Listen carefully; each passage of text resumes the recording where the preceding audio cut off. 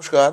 Supreme কোর্টে একটা data তথ্য একটা পরিবেশন করেছে বোর্ড এবং এসএসসি কমিশন। তো এই দুটো যে বোর্ড এবং কমিশন যে তথ্যটা আর কি সেখানে দিয়েছে, সেই তথ্য দুটোর মধ্যেই কিন্তু গরমিল রয়েছে। মানে তথ্য দুটো কিন্তু সম্পূর্ণ আলাদা। বোর্ড বলছে আমাদের আম, মানে অযোগ্য যারা আর কি ক্যান্ডিডেট সংখ্যাটা হলো 5185 জন, আর কমিশন বলছে আমাদের সংখ্যাটা হলো 5485 জন। তার মানে এই দুটোর মধ্যে কিন্তু একটা ডিফারেন্স রয়েছে এবং দুটো কিন্তু মিসম্যাচ করছে। এই নিয়েই কিন্তু সরব হলো ফিরদৌস স্বামী মহাশয় এবং বিকাশ রঞ্জন ভট্টাচার্য। তো এই নিয়ে কি না, এই নিয়ে হলো ঝামেলা। এবারে ফিরদৌস শামীমের কথা অনুযায়ী যে যতগুলো কাউন্সিলিং হয়েছে সেকেন্ড রাউন্ডের পরে আর কি, সবগুলো কিন্তু ফেক এবং সবগুলো কিন্তু এক্সপায়ারি ডেটের পরে। মানে আপনার যে কোনো প্যানেলের মেয়াদ থাকে 1 বছর, 1 বছরের পরে দেখা যাচ্ছে সেকেন্ড রাউন্ডের পরে যে কাউন্সিলিং আর কি হয়েছে সেগুলো কিন্তু সব মিথ্যা। এই নিয়ে আজকের ভিডিও, মানে অসংখ্য তথ্য রয়েছে।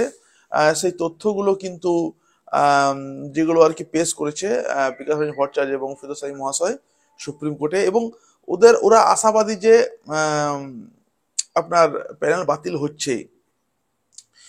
কারণটা কি? কারণ একমাত্র বোর্ড এবং কমিশন এবং সরকার, এরা তিনজনেই পারবে কিন্তু বাঁচাতে, কিন্তু ওরা বাঁচাছেই না।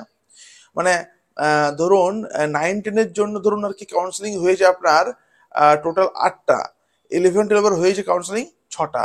তো সেকেন্ড রাউন্ডের পরে মানে 9-10-এর ক্ষেত্রে 6টা কাউন্সিলিং যেটা হয়েছে সেটা এক্সপায়ারি ডেটের পরে হয়েছে, এবং 9-10-এর পরে হয়েছে আপনার 4টে। তো এগুলো কিন্তু এক্সপায়ারি যে ডেট রয়েছে প্যানেলের সেটা কিন্তু তারপরে এগুলো হয়েছে, ফলে সেটা নিয়েও একটা গন্ডগোল রয়েছে। এবং আপনার আরটিআই করে বা স্কুলগুলো আর কি নিজেরাই আম, জানিয়ে দিচ্ছে যে অবৈধ অনেক কিছু আর কি নেওয়া হয়েছে। ফলে এক কথায় বলতে গেলে সরকার এবং কমিশন পুরো ফেঁসে আছে। তো আমার মনে হয় না যে, দেখা যাক কি হয়। হ্যাঁ, আর তো ধরুন বেশি দেরি নেই। আর ধরুন আজকে হয়ে গেল আপনার 6 তারিখ, আর 3 দিন পরে কিন্তু ফাইনাল রায়। ফাইনাল রায়টা আপনার এই 3 ফেব্রুয়ারি হওয়ার ছিল, কিন্তু যেহেতু আহ, সরস্বতী পুজো ছিল তার জন্য হলো না। তো 10 তারিখ হচ্ছে আপনার ফাইনাল জাজমেন্ট সুপ্রিম কোর্টের। দেখা যাক কি হয়। মানে যারা আর কি অ্যাডভোকেট, তারা কিন্তু খুব আশাবাদী যে প্যানেলটা বাতিল আর কি হবে।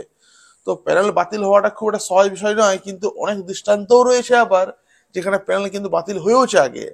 তো সেই নিয়ে বলবো যে যারা আজকে থাকার কথা আর কি স্কুলগুলোতে, তারা আজকে আন্দোলন করছে এবং খুব বড় একটা আন্দোলনের ডাক দিয়েছে।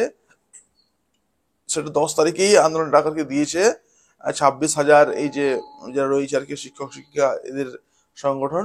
তো প্রত্যেককে বলবো যে ভয় খাবেন না, আহ, আপনি ঈশ্বর ডাকুন।